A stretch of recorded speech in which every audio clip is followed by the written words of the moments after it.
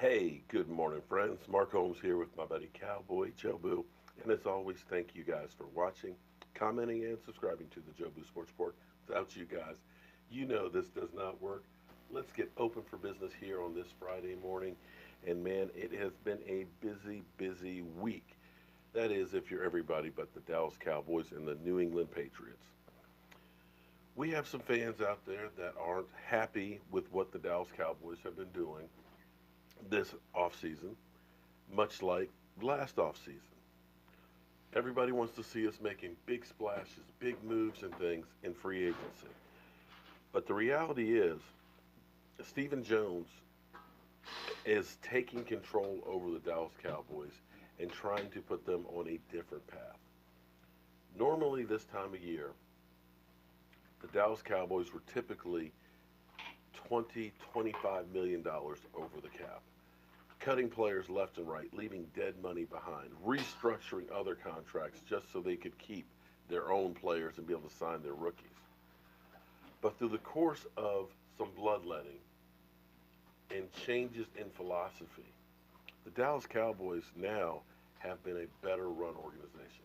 You may not like it as the fan looking at free agency because you see, oh, the Giants just sold just signed Golden Tate. The Eagles, they're signing people, Malik Jackson and things.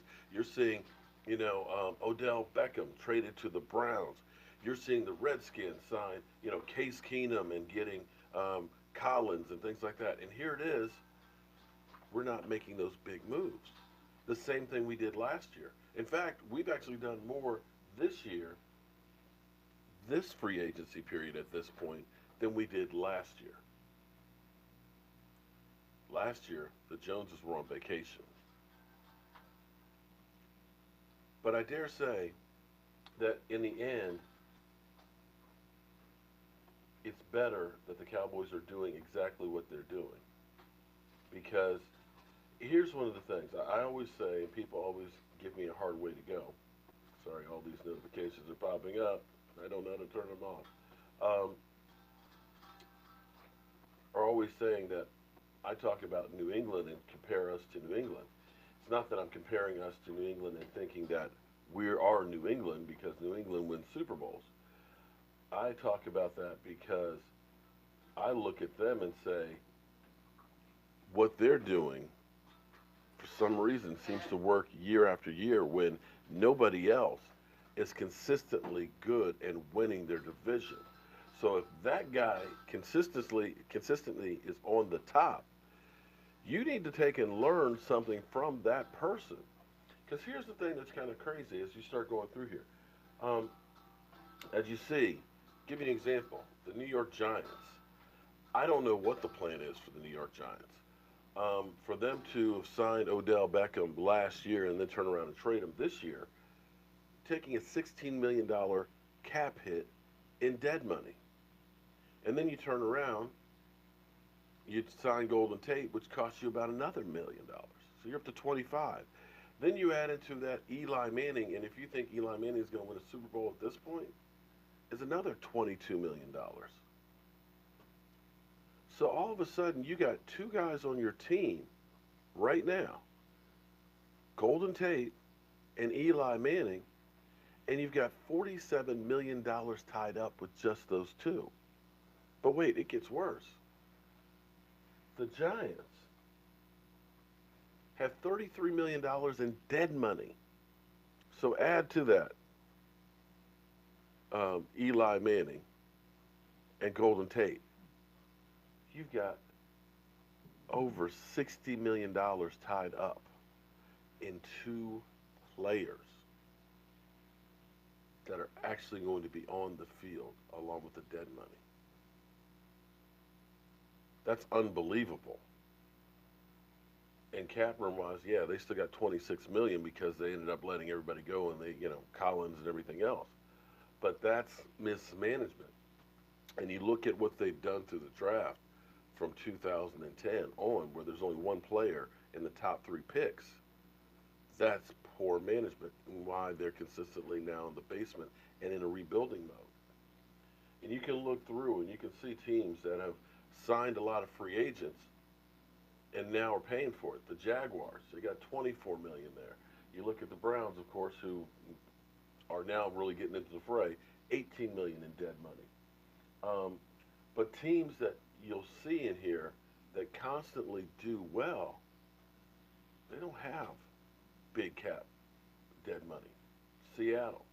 And the one that's amazing to me is when you go down and you look at this one right here, New England.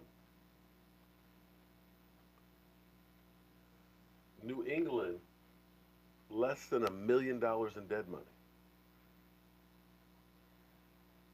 And that's unbelievable. Why is it that New England is able to do this stuff and consistently win? They don't overplay their players.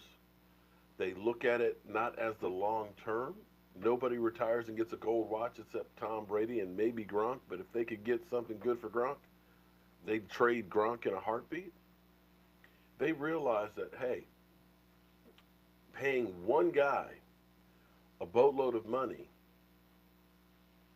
is not better than having three guys with the abilities to do that.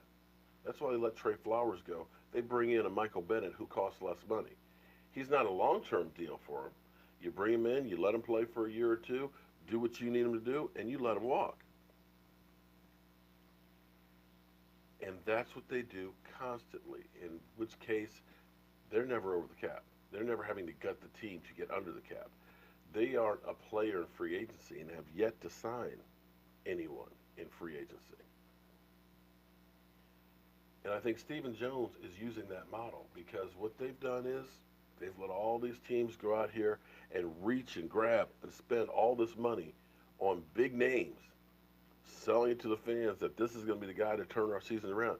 We know every year the Washington Redskins have some of the biggest splashes in free agency. This year, of course, overpaying Landon Collins. Last year, Alex Smith. Year before that, Josh Norman. The list goes on and on, but what it brings the Redskins, not a damn thing. So before you guys start going off the rails and, ready to tar and feather Stephen Jones and Jerry Jones and give up on the season, this is the formula that has worked to get this team to this point. Hopefully it will continue to get better. Drafting well, looking for value, and keeping your options open. So that's where we are right now. And we have signed, and this is one of those picks that doesn't make the big splash of a flashy wide receiver or an Earl Thomas, but this is one of those picks that will really help your team. Covington, 12 games last year, 3.5 sacks. Defensive tackle. He can play the 1, the 2, or the 3 position. He's versatile. He adds to your rotation because we truly have a hole in defensive line with David Irving and Randy Gregory not going to be there next year. This is one of those ones that it's guys young. You get him on a 1-year deal. If he works out, great. If he doesn't, it doesn't cost you down the road. That is New England like.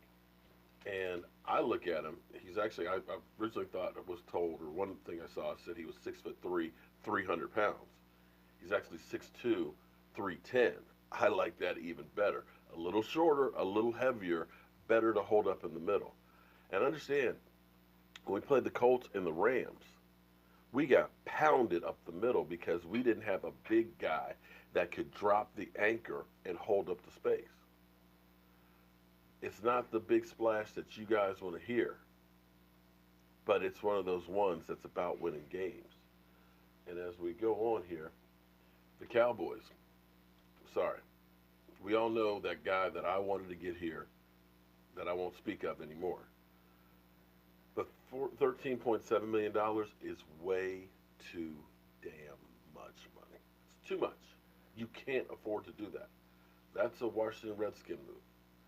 But Eric Berry, the team is actually checking out. They're doing their due diligence on the heel injury to see what he's got as far as is that ankle, that heel, is that going to be able to keep him on the field or off the field this season?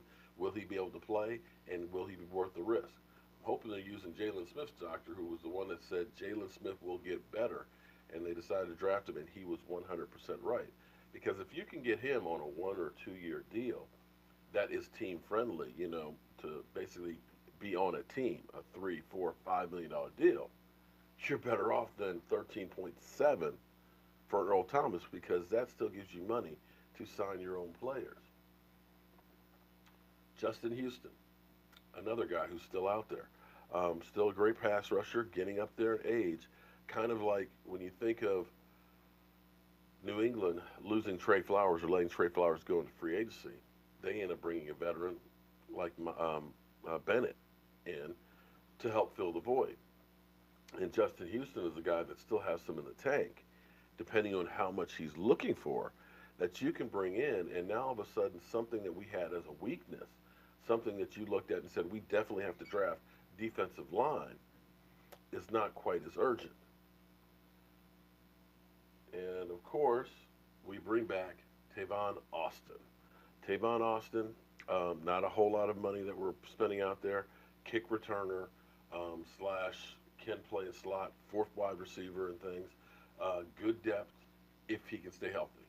There's no guarantee that he can stay healthy, but you've seen what he's been able to do when he is healthy as far as the kick returns. And you can end up using him as a scat back from time to time for verses and things like that. He's kind of versatile.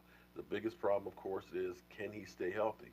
But it will give our team, again, some different looks, some different options, and speed kills, as they say.